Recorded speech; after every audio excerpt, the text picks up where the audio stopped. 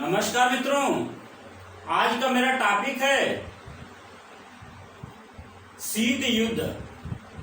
मित्रों, जैसा कि हम लोग जानते हैं, शीत युद्ध संयुक्त राज्य अमेरिका और सोवियत संघ के बीच में 1945 ईस्वी से लेकर 1991 ईस्वी तक चला। मित्रों, यह विचारों का युद्ध था। यह परस्पर गुटबंदी का युद्ध था। यह कूटनीति का युद्ध था। इसमें दोनों महाशक्तियों ने कभी भी आमने सामने युद्ध नहीं लड़ा, बल्कि पूरे विश्व को दो खेमों में बांटना चाहा और अपने अपने खेमे का नेतृत्व किया। और मित्रों, एक तीसरा समूह था जिसे हम लोग गुटनिरपेक्ष देश कहते हैं। तो मित्रों, आइए हम लोग अपना टॉपिक शुरू करते हैं। शीत युद्ध, द कोल्ड वॉर। मित्रों, लुई हाले एक विद्वान हैं। लुई हाले के अनुसार शीत युद्ध परमाणु युग में एक ऐसी तनावपूर्ण स्थिति है जो शस्त्र युद्ध से एकदम भिन्न किंतु उससे अधिक भयानक युद्ध है।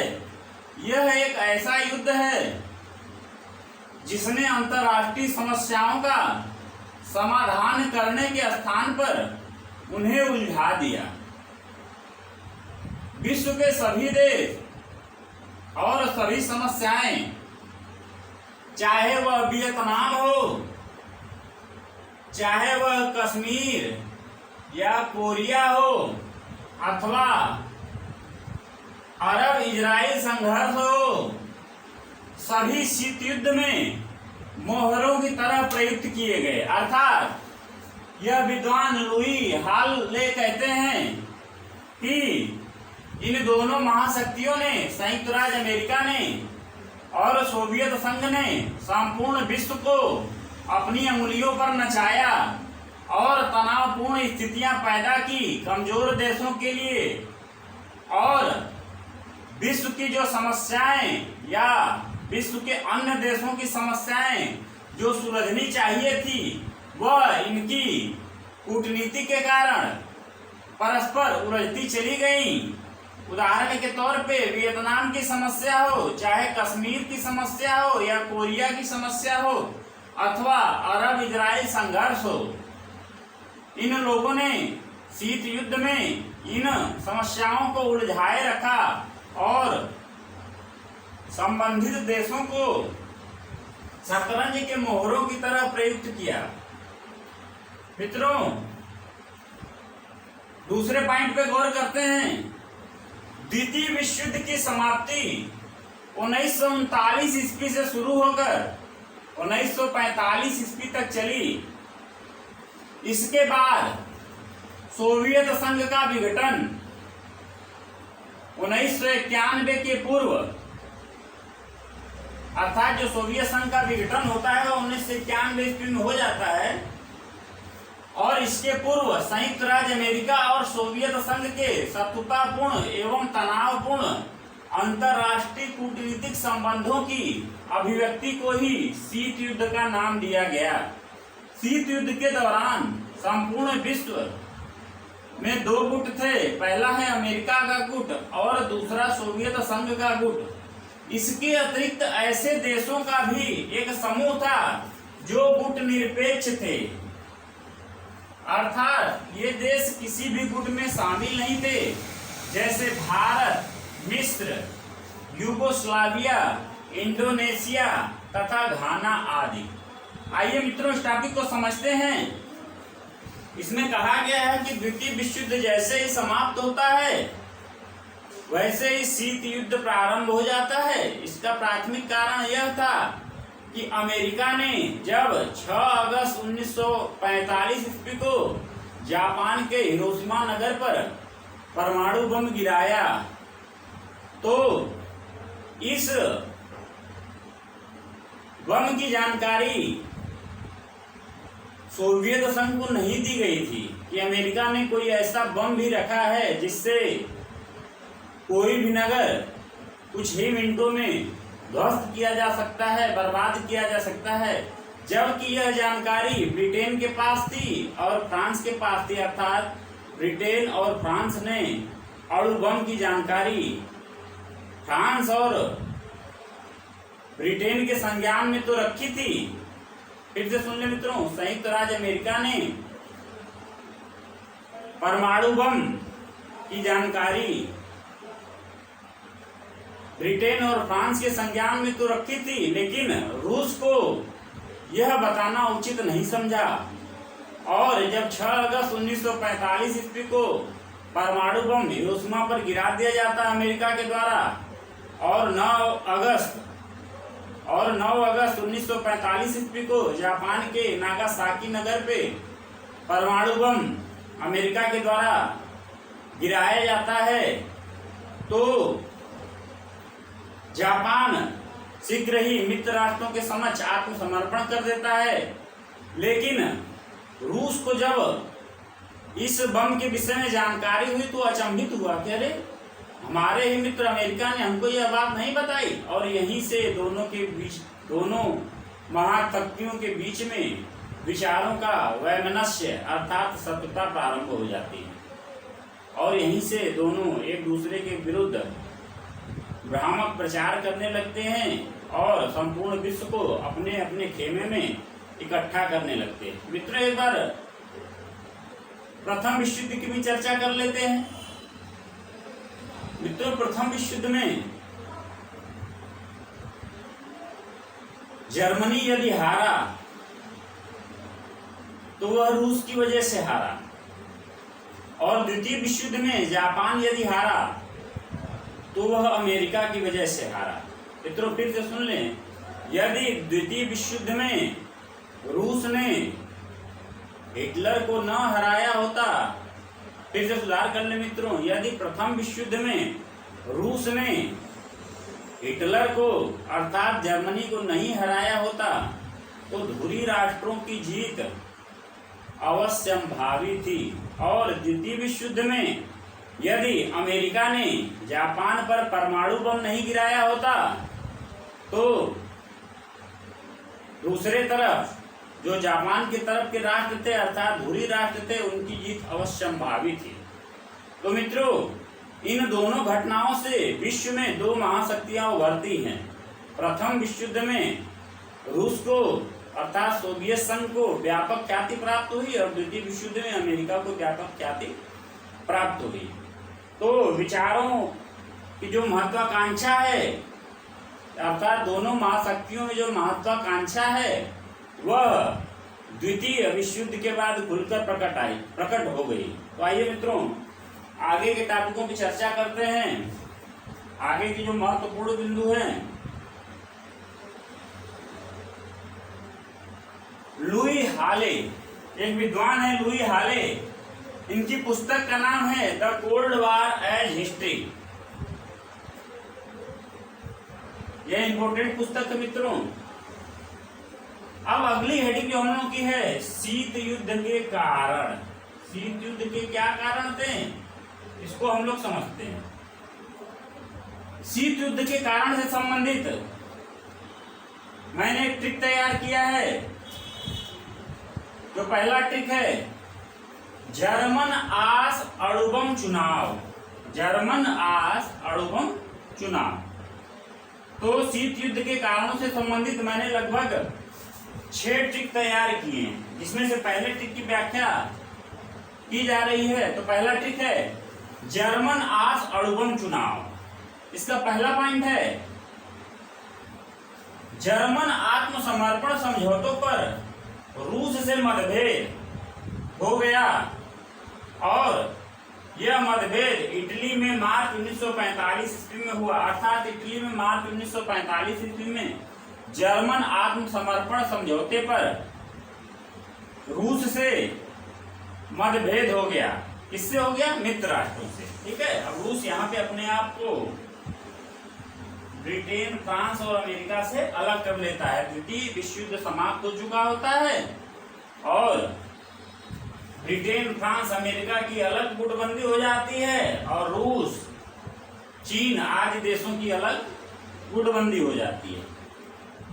दूसरा पॉइंट, प्रथम अमेरिकी अणुबम का हिरोशिमा पर प्रयोग 6 अगस्त 1945 ईस्वी को हुआ और इस घटना ने रूस को अचंभित कर दिया। फलस्वरूप संयुक्त राज्य अमेरिका और रूस के संबंधों में दरार आनी शुरू हो गई। अगला पॉइंट, पूर्वी यूरोप में स्वतंत्र चुनाव कराने की कूटनीतिक चेष्टा का श्री गणेश हुआ। अब यहाँ पे एक बात और सुन लेते हैं मित्रों, जब रूस में 1917 ईस्वी में क्रांति हुई तो रूस ने साम्यवादी व्यवस्था को अपनाया, लेकिन अमेरिका में लोकतांत्रिक व्यवस्था को अपनाया गया है, ब्रिटेन में लोकतांत्रिक व्यवस्था को अपनाया गया है, फ्रांस में लोकतांत्रिक व्यवस्था को अपनाया गया है। तो जो मित्र राष्ट्र थे वह लोकतांत्रिक व्यवस्था के समर्थक थे और जो संयुक्त सोवियत संघ था वह साम्यवादी व्यवस्था का समर्थक था। तो यहाँ पे पूर्वी यूरोप में क्या होता है कि स्वतंत्र चुनाव कराने की कूटनीतिक चेष्टा का श्री गणेश हुआ, अर्थात मित्र राष्ट्रों की ब्रिटेन फ्रांस और अमेरिका की यह चेष्टा थी कि पूर्वी यूरोप में लोकतंत्र की स्थापना की जाए, जिससे रूस को बुरा लगा और शीत युद्ध में इस घटना ने आग में घी का काम किया। दूसरा ट्रिक है मित्रों, चटुमा बजना चीको आजा। ट्रिक को फिर से सुने, चटुमा बजना चीको आजा। इसमें पहला पॉइंट है चर्चिल का फुलटन भाषण। यह 5 मार्च 1946 ईस्वी में होता है। तो इसमें भी मित्रों सोवियत रूस के साम्यवादी विस्तार को रोकने की बात की गई। और दूसरा पॉइंट है टू मैन सिद्धांत। पहला पॉइंट, फर्स्ट पॉइंट है चर्चिल का फुलटन भाषण, जिसमें सोवियत रूस के साम्यवादी विस्तार को रोकने की बात की गई। और दूसरा पॉइंट है टू मैन सिद्धांत, जो 12 मार्च 1947 ईस्वी को हुआ। इसमें भी सोवियत संघ के साम्यवादी विस्तार को रोकने की बात कही गई। अगला पॉइंट आते हैं मित्रों, मार्शल योजना 23 अप्रैल 1947 ईस्वी। मित्रों इस योजना में भी सोवियत संघ के यूरोप में साम्यवादी विस्तार को रोकने की चर्चा की गई। अगला पॉइंट है मित्रों बर्लिन की नाकेबंदी 1948 ईस्वी। इसमें जो बर्लिन है, जो जर्मनी हुआ करता था, जो पश्चिमी जर्मनी हुआ करता था, अर्थात जर्मनी को 2 भागों में बांट दिया गया था, पश्चिमी जर्मनी और पूर्वी जर्मनी। पश्चिमी जर्मनी पे मित्र राष्ट्रों का आधिपत्य था, पूर्वी जर्मनी पे सोवियत संघ का आधिपत्य था। फिर से सुन ले मित्रों, सुधार कर लें। पश्चिमी जर्मनी पर मित्र राष्ट्रों अमेरिका, ब्रिटेन, फ्रांस का आधिपत्य था तथा पूर्वी जर्मनी पर सोवियत संघ का अर्थात सोवियत रूस का आधिपत्य था। तो सोवियत रूस ने क्या किया कि पश्चिमी जर्मनी की नाकेबंदी कर दी और इस घटना से दोनों ही महाशक्तियों के संबंधों में दरार आनी और बढ़ गई, अर्थात दोनों महाशक्तियों के संबंधों में मनमुटाव और बढ़ता चला गया। अगला पॉइंट है जर्मनी का विभाजन। ठीक है मित्रों, तो जर्मनी का विभाजन हमने पहले ही बता दिया है कि पूर्वी जर्मनी और पश्चिमी जर्मनी 2 भागों में जर्मनी का विभाजन हुआ था। यह 1949 की घटना है। अगला पॉइंट है नाटो की स्थापना। नाटो एक सैनिक संगठन था जो अमेरिका ने अपने समर्थन वाले देशों को लेकर एक सैनिक गुट तैयार किया था और इस सैनिक गुट की स्थापना अर्थात नाटो की स्थापना 1949 ईस्वी में की गई। अगला पॉइंट है चीन में साम्यवादी शासन की स्थापना 1 अक्टूबर 1949 ईस्वी को की गई। तो मित्रों यहाँ से स्पष्ट हो रहा है कि चीन जो है वो सोवियत संघ के खेमे में था, क्योंकि रूस में भी, सोवियत संघ में भी साम्यवादी शासन व्यवस्था थी और उसी की देखा देखी चीन में भी साम्यवादी शासन व्यवस्था की स्थापना हुई। अगला पॉइंट है कोरिया युद्ध। यह 1950 ईस्वी से लेकर 1953 ईस्वी तक चला। यह भी दोनों महाशक्तियों की देन था। यह युद्ध भी दोनों महाशक्तियों की देन था। इसमें एक उत्तर कोरिया देश था और दूसरा दक्षिण कोरिया देश था। एक का गुट अमेरिका ने किया और दूसरे का गुट सोवियत संघ ने किया। तो इससे दोनों महाशक्तियों में दरार आनी शुरू हो गई।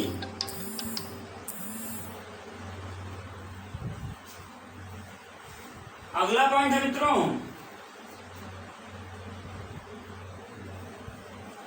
अमेरिका द्वारा जापान के साथ शांति संधि।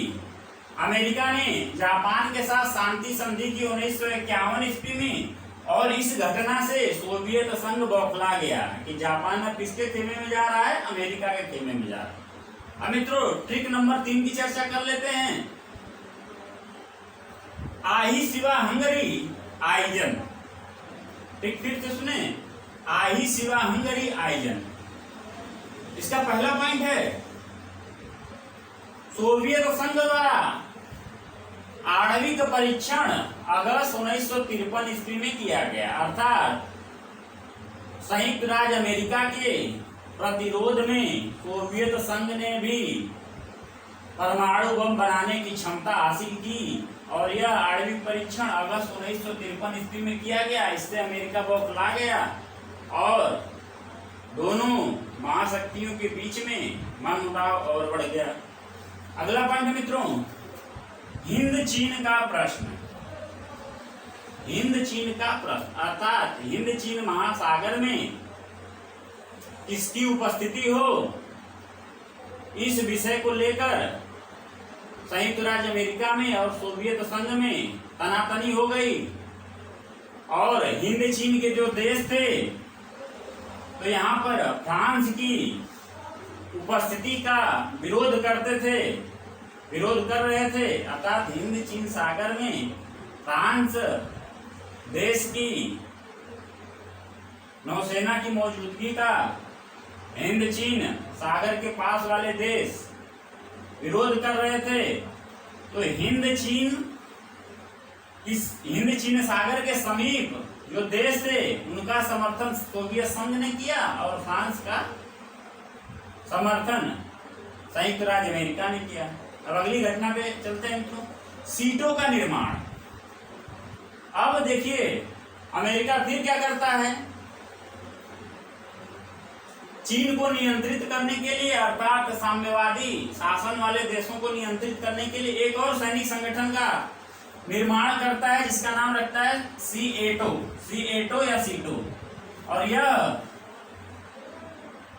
सीटो का जो निर्माण या संगठन किया गया यह 8 सितंबर 1954 ईस्वी को किया गया। फिर से सुन ले मित्रों, सीएटो का निर्माण या गठन 8 सितंबर 1954 ईस्वी को किया गया।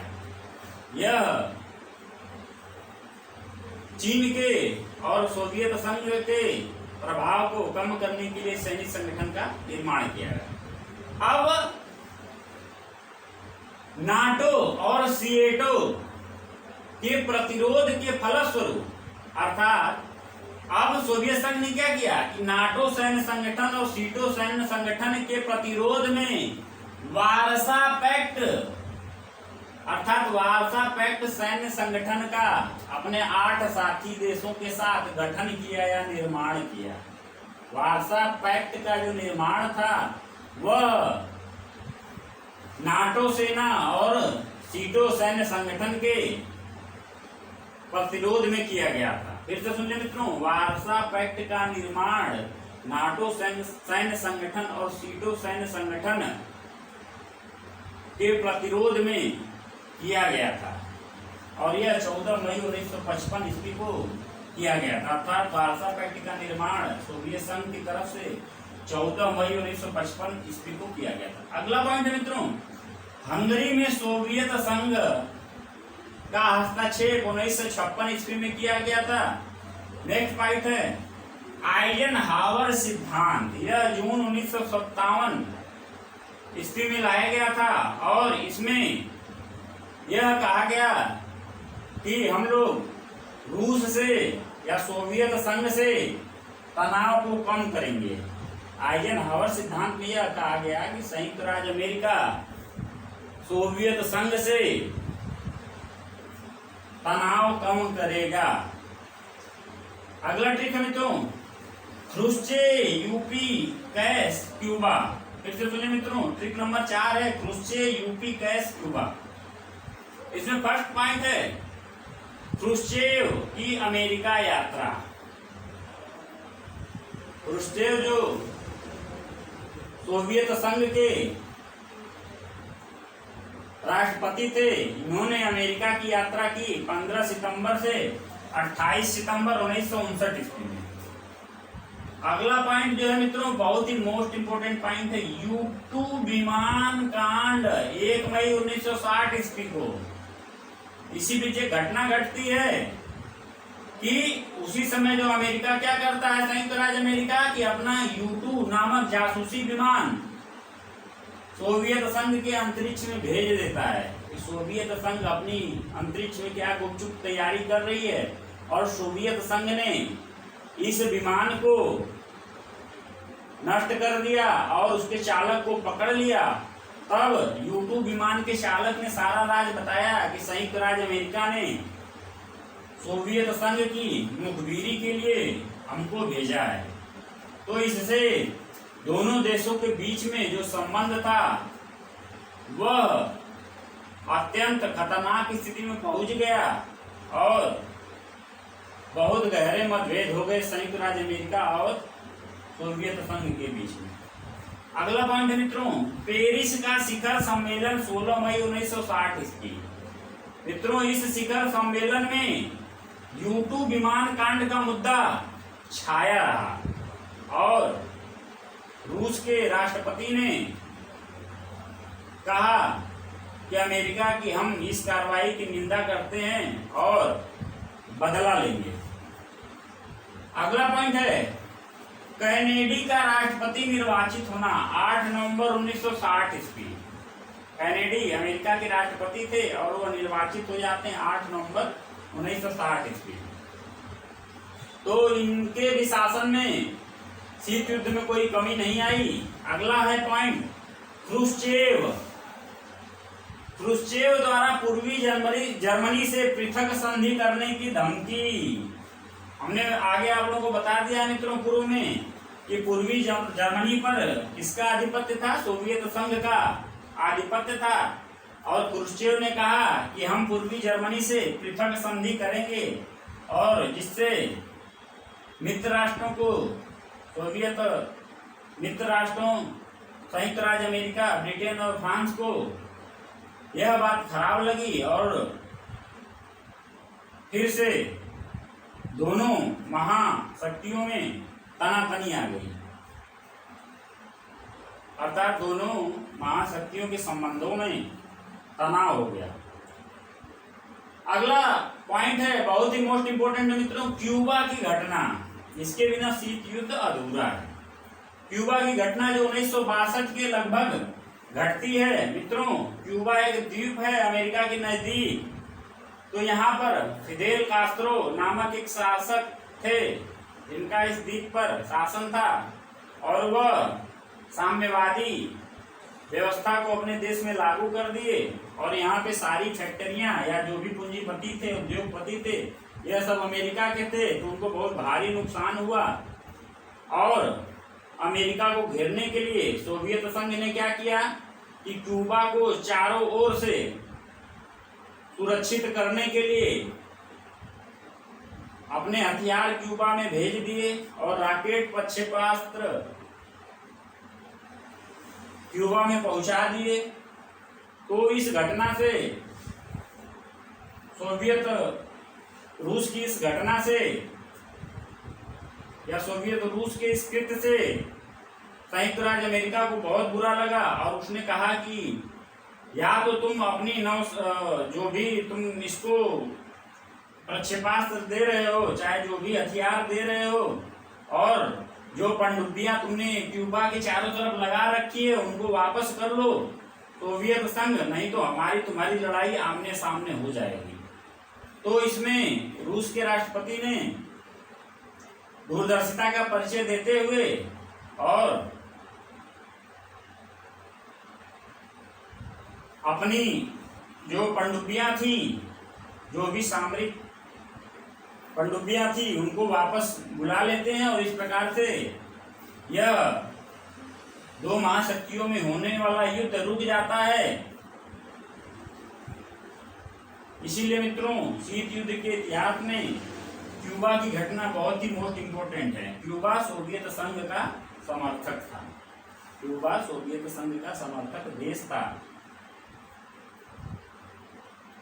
अगला ट्रिक है मित्रों, ट्रिक नंबर 5, प्रतिबंध हार्ट पीएम बर्लिन 2 सुरक्षा 3 बार। प्रतिबंध हार्ट पीएम बर्लिन 2 सुरक्षा 3 बार। अगला पॉइंट है मित्रों, इसमें फर्स्ट पॉइंट है परमाणु परीक्षण प्रतिबंध संधि 25 जुलाई 1963 ईस्वी को लागू की गई, जिसपे सोवियत संघ और संयुक्त राज्य अमेरिका आदि देशों ने हस्ताक्षर किए। अगला पॉइंट बहुत ही वेरी वेरी मोस्ट इंपोर्टेंट है, हार्ट लाइन समझौता 1963 ईस्वी। हार्ट लाइन के माध्यम से विश्व में पहली बार दोनों महाशक्तियां आपस में आपातकाल में बातचीत कर सकती थी और जो भ्रम की स्थिति होती थी उसको दूर कर लेती थी। तो हार्ट लाइन ने भी तृतीय विश्व युद्ध को रोकने में या दोनों महाशक्तियों की आपस में लड़ाई से बचाने में महत्वपूर्ण योगदान दिया। हार्ट लाइन के माध्यम से दोनों महाशक्तियों के राष्ट्राध्यक्ष आपस में आपातकाल में बातचीत कर सकते थे। अगला पॉइंट मित्रों, परमाणु अप्रसार संधि 1968 ईस्वी। इस संधि पर भी संयुक्त राज्य अमेरिका और सोवियत संघ ने हस्ताक्षर किए। अगला पॉइंट है मास्को बोन समझौता 1970 ईस्वी, अर्थात इसमें रूस और पश्चिमी जर्मनी के बीच में समझौता होता है। अगला पॉइंट है बर्लिन समझौता 1971 ईस्वी। इसमें भी मित्रों समझौता होता है। अगला पॉइंट है बर्लिन मित्रों जर्मनी में स्थित है, यह पूर्वी जर्मनी से संबंधित है।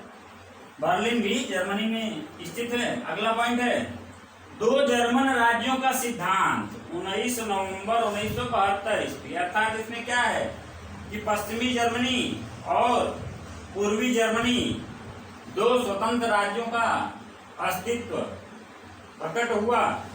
अगला पॉइंट है मित्रों यूरोपीय सुरक्षा सम्मेलन 3 से 6 जुलाई 1973 ईस्वी, अर्थात यूरोप की सुरक्षा किस प्रकार हो इस मुद्दे पर चर्चा बुलाई गई थी। अगला पॉइंट है द्वितीय यूरोपीय सुरक्षा सम्मेलन नवंबर 1974 ईस्वी। इस सुरक्षा सम्मेलन में भी यही बात दोहराई गई थी कि यूरोप को कैसे सुरक्षित रखा जाए, अर्थात आप देखेंगे धीरे धीरे जो है शीत युद्ध में कमी आनी शुरू हो जाती है। अगला पॉइंट है तृतीय यूरोपीय सुरक्षा सम्मेलन जून 1977 ईस्वी। इस सुरक्षा सम्मेलन में भी यही बात दोहराई गई कि यूरोप को युद्ध से कैसे सुरक्षित रखा जा सके, अर्थात जो तनातनी जो तनाव का माहौल है यूरोप में उसको खत्म कैसे किया जा सके। अब अंतिम ट्रिक मित्रों, ट्रिक नंबर 6,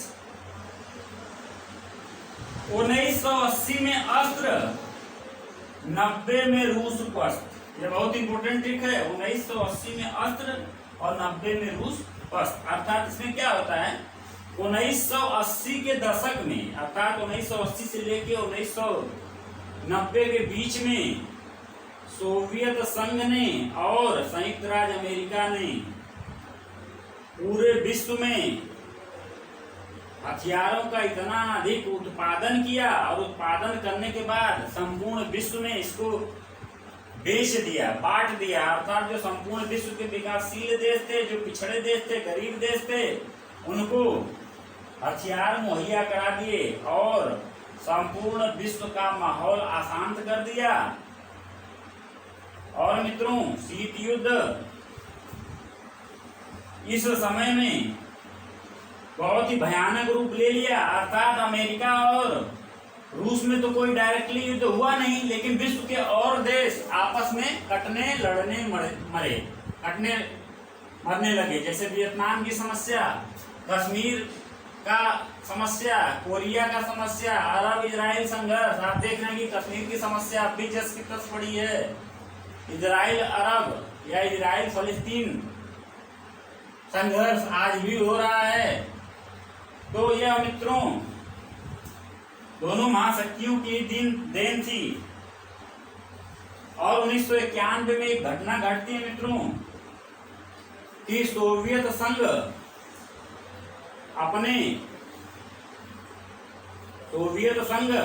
15 भागों में टूट जाता है। मिखाइल गोर्बाचेव के समय में सोवियत संघ 15 भागों में टूट जाता है और रूस सोवियत संघ का उत्तराधिकारी बनता है। लेकिन मित्रों, अब रूस में वह शक्ति नहीं रह गई कि वह संयुक्त राज्य अमेरिका या उसके गुट का सीधे सीधे मुकाबला कर सके। और विश्व में इस समय एक ध्रुवीय व्यवस्था हो गई है। अर्थात 1991 ईस्वी में शीत युद्ध समाप्त हो गया। तो मित्रों, आइए कुछ घटनाओं की विस्तार से चर्चा कर लेते हैं।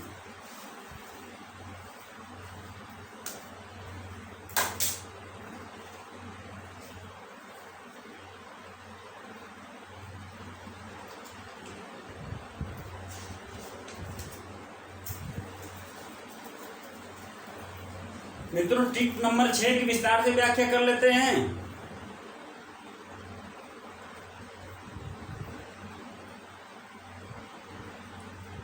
उन्नीस 1980 और 1990 के बीच में शीत युद्ध के इस चरण में महाशक्तियों में सहयोग के साथ साथ प्रतिद्वंदिता भी चलती रही। इस चरण को युद्ध के अलावा सभी साधनों द्वारा संघर्ष भी कहा जाता है। कुछ लोग इसे दूसरा शीत युद्ध अथवा नया शीत युद्ध भी कहते हैं। वैसे तो मित्रों, इस नए शीत युद्ध का प्रारंभ राष्ट्रपति रीगन के सत्ता में आते ही अमेरिका को पुनः कार्य पर लगाने, अस्त्र उद्योग को बढ़ावा देने, मित्र राष्ट्रों का पुनः शस्त्रीकरण करने, शस्त्रों की होड़ को तेज करने और सोवियत संघ के प्रति कठोर नीति अपनाने की घोषणा से माना जाता है। और मित्रों, इस समय में एक घटना यह भी होती है कि जब भी सुरक्षा परिषद में यानी संयुक्त राष्ट्र संघ के सुरक्षा परिषद में कोई मुद्दा उठता था तो उसमें सोवियत संघ किसी अन्य देश का पक्ष ले लेता था और संयुक्त राज्य अमेरिका उसके विपरीत वाले देश का पक्ष ले लेता था। तो कोई निर्णय नहीं निकल पाता था। अर्थात दोनों एक दूसरे के खिलाफ वीटो पावर का प्रयोग कर लेते थे। उदाहरण के लिए आप देखिए मित्रों, 1971 के बांग्लादेश के स्वाधीनता संघर्ष में, फिर से सुने मित्रों, 1971 ईस्वी के बांग्लादेश के स्वाधीनता संघर्ष में अमेरिका ने पाकिस्तान का साथ दिया था, जबकि सोवियत संघ ने भारत का पक्ष दिया था। ठीक है मित्रों, तो 1971 की लड़ाई के विषय में आप लोग जानते हैं, जो पाकिस्तान और भारत के बीच में लड़ा गया था और बांग्लादेश की समस्या को लेकर यह युद्ध लड़ा गया था।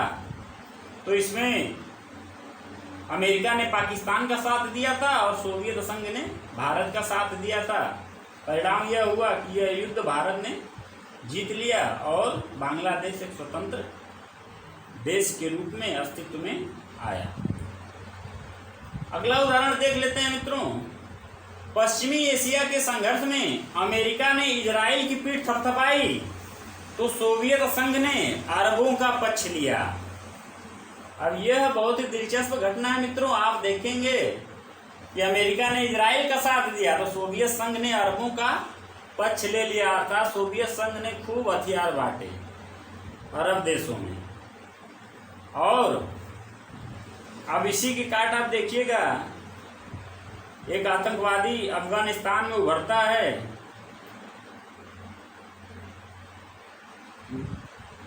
लादेन। तो यह अभी क्या था, इन्हीं महाशक्तियों की उपज था।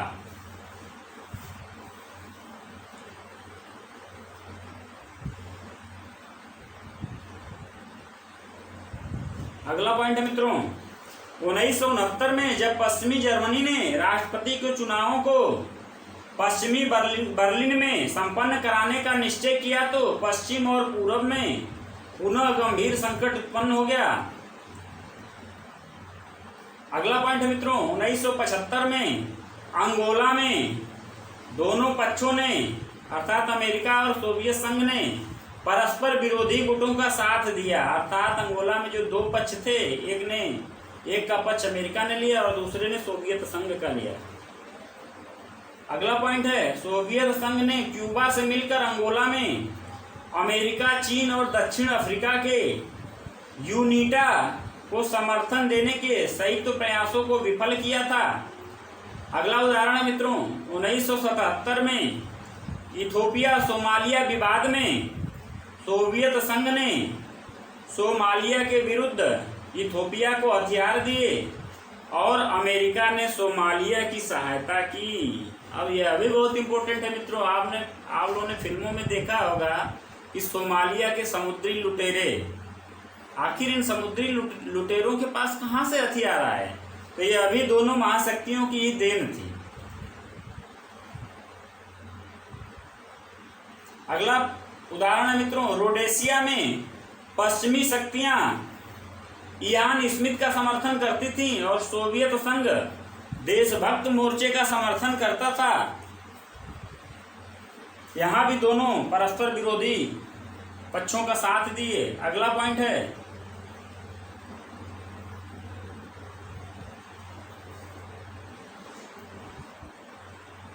पश्चिमी देश दक्षिण अफ्रीका की रंगभेद नीति का समर्थन करते थे और सोवियत संघ इसका कट्टर विरोधी था। यह भी बहुत इंपॉर्टेंट पॉइंट मित्रों। अर्थात पश्चिमी देश जो काले गोरे का भेद है इसको समर्थन देते थे, लेकिन सोवियत संघ इसका कट्टर विरोधी था। अगला उदाहरण मित्रों, राष्ट्रपति कार्टर ने क्यूबा में सोवियत सेना की उपस्थिति पर चिंता प्रकट की। इसकी व्याख्या मैंने पूर्व में कर दी मित्रों कि जो अमेरिका के राष्ट्रपति कार्टर थे, इन्होंने क्यूबा में सोवियत सेना की उपस्थिति पर चिंता प्रकट की थी और दोनों महाशक्तियों में गंभीर मतभेद हो गए थे।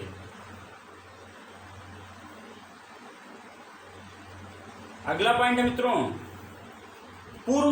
इससे पूर्व वाशिंगटन में हुए नाटो शिखर सम्मेलन में कार्टर ने वारसा शक्तियों की सैन्य क्षमताओं की चर्चा करते हुए नाटो शक्तियों के आधुनिकीकरण पर जोर दिया था। अब यह ध्यान देने वाले मित्रों हैं जो मैंने आप लोगों को बताया कि जो नाटो सैन्य संगठन था इसको अमेरिकी राष्ट्रपति कार्टर ने और मजबूत करने की सिफारिश की, जिससे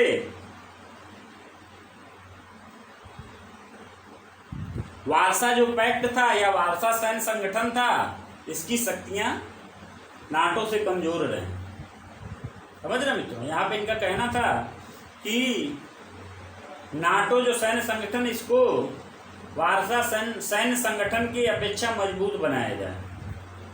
और अगला पॉइंट बहुत ही मोस्ट इम्पोर्टेंट है मित्रों, 1979 के अंत में अफगानिस्तान में सोवियत हस्तक्षेप पर अमेरिका ने बहुत बवाल मचाया। अर्थात अफगानिस्तान की सहायता कौन कर रहा था? सोवियत संघ कर रहा था। और अमेरिका ने वहां पे एक आतंकवादी गुट को बढ़ावा दिया, जो बाद में अमेरिका के लिए ही काल हुआ, जिसका नाम था लादेन। और इसी लादेन ने अमेरिका के वर्ल्ड जो उसकी बिल्डिंग थी उसके ऊपर बमबारी की थी हवाई जहाज से। तब अमेरिका को समझ में आया कि आतंकवाद को बढ़ावा नहीं देना चाहिए, और इसी अमेरिका ने फिर लादेन की हत्या कर दी, अर्थात लादेन को बम विस्फोटों से मार दिया। तो मित्रों, शीत युद्ध का अंत कब होता है? 1991 ईस्वी में।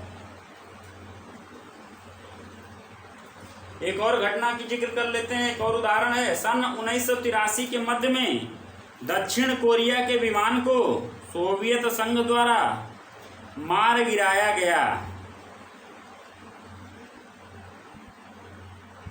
जिससे अमेरिका में सबसे तीखी प्रतिक्रिया हुई।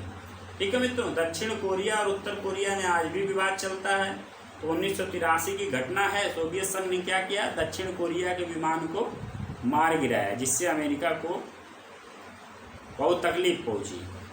अगला पॉइंट है,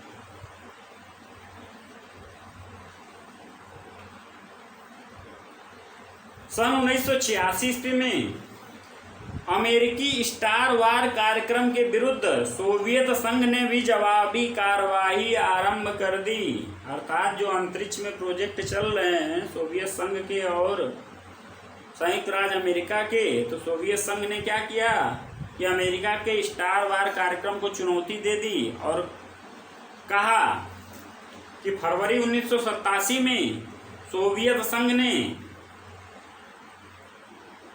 फिर से सुन ले मित्रों, सुधार कर लें, सन 1986 ईस्वी में अमेरिकी स्टार वार कार्यक्रम के विरुद्ध, सन 1986 ईस्वी में अमेरिकी स्टार वार कार्यक्रम के विरुद्ध सोवियत संघ ने भी जवाबी कार्रवाई आरंभ कर दी। अर्थात सोवियत संघ का कहना था कि सारा परीक्षण संयुक्त राज्य अमेरिका ही करेगा, अर्थात वह खुद को भी स्टार वार कार्यक्रम के लिए तैयार करने लगा। और फरवरी 1987 ईस्वी में सोवियत संघ ने अपने ऊपर लगाए गए सभी प्रतिबंधों को समाप्त करते हुए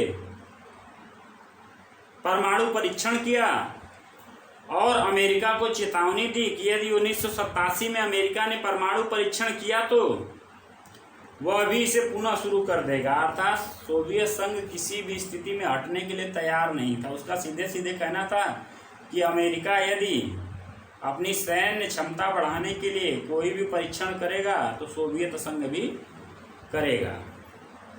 तो मित्रों, 1991 में घटना घटती है कि सोवियत संघ का 15 भागों में विघटन हो जाता है और सोवियत संघ कमजोर हो जाता है। वर्तमान में सोवियत संघ का उत्तराधिकारी रूस है।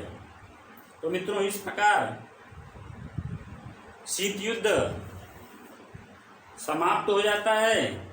आशा है मित्रों कि आप लोगों को शीत युद्ध टॉपिक समझ में आया होगा मित्रों। और यह जो हमारा मेन टॉपिक था वह था शीत युद्ध का दौर पार्ट 1। अब जो कल हम लोग पढ़ेंगे शीत युद्ध का दौर पार्ट 2, जिसमें हम लोग गुट निरपेक्ष आंदोलन के विषय में चर्चा करेंगे। धन्यवाद। जय हिंद।